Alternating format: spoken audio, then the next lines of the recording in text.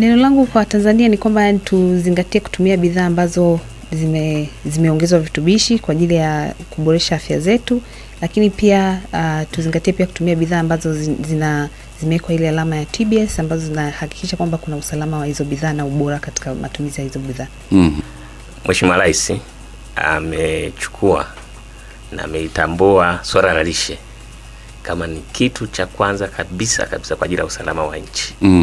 Ili tuwe na taifa la kesho ambalo litakuwa ni la watu ambao tuseme kama nitumie lugha ile ya mwanzo ambao rais wetu Mwalimu Julius Kambarage Nyerere alituachia kwamba takuwa na vijana ambao wanaweza kahoji.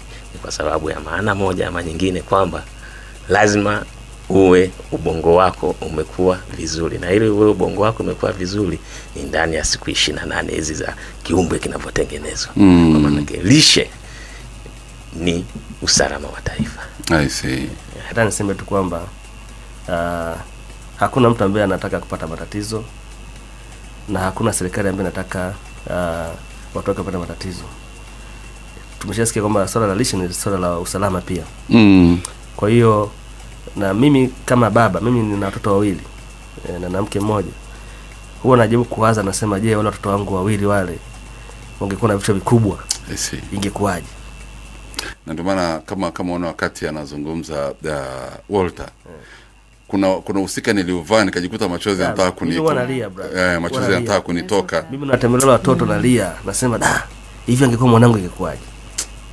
Maana mimi nisingeenda kazini, mke wangu asingeenda kazini. Maana tungekuwa sasa tunaingiza maskini ndani ya familia.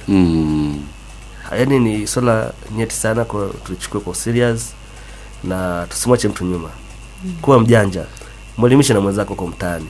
Mwambie kuwa mjanja. Lishe inatibu, lishe inazuia matatizo. Pambane kabisa, kila mmoja aongee.